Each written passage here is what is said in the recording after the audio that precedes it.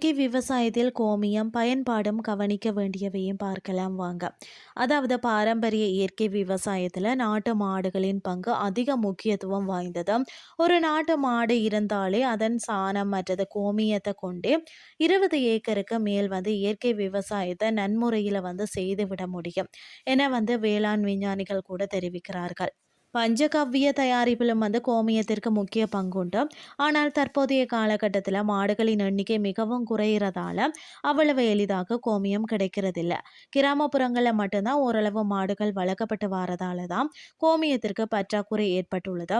இந்த நிலையில விவசாயிகள் அனைவரும் நாட்டு மாடுகளை வளர்க்கணும் முன்வரணும் அப்படின்னு சொல்லியும் நாட்டு மாடுகளின் மூலம் கிடைக்கும் சாணம் மற்றது கோமியத்தை விவசாயத்தில் பயன்படுத்தினாலே நஞ்சில்லா உணவுப் பொருட்களையும் உருவாக்க முடியும். இன்று கூட பார்த்தீங்கன்னா, இயற்கை விவசாயத்தில பார்த்தீங்கன்னா, ஈடுபடக்கூடிய விவசாயிகள் பலரும் சாணம் மற்றது கோமியத்த தொடர்ந்து தான் பயன்படுத்தி வராங்க.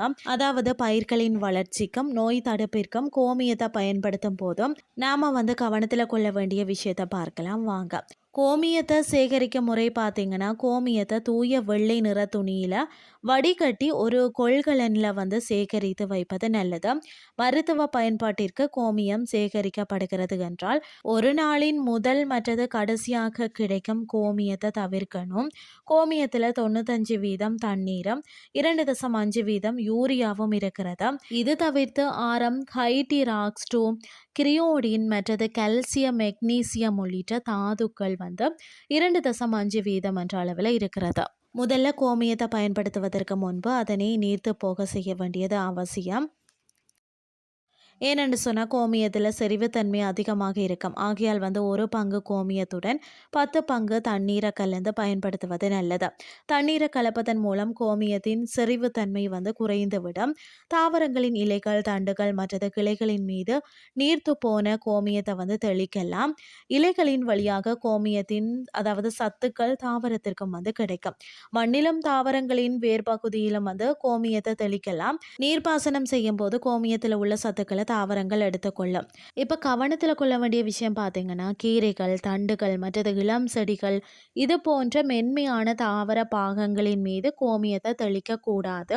அடுத்தது நாம பச்சையாக உண்ணக்கூடிய பழங்கள் மற்றது காய்கறிகள் மீது கூட கோமியத்தை தெளிக்க கூடாது. பயிர்களில் நம்ம உண்ணப்படாத பாகங்களான செடி கொடிகள் மற்றது அலங்கார தாவரங்களின் மீது மட்டும் கோமியத்தை நேரடியாக தெளிக்கலாம். பயன்படுத்தக்கூடிய அளவு பார்த்தீங்கன்னா, முதல்ல கோமியத்தை தாவரங்களுக்கு சிறிய அளவில் மட்டுமே தெளிக்கணும். பிறகு சிறிது நாட்கள் கழிச்சதுக்கு பிறகு தாவரங்களின் இலை வாடல் மற்றது கருகள் உள்ளிட்ட ஏதேனும் பாதிப்புகள் இருக்கிறதான்றதை நீங்க பார்க்கணும். அப்படி ஒருவேளை பாதிப்புகள் இருந்தால் கோமியத்தை தெளிக்கக்கூடாது.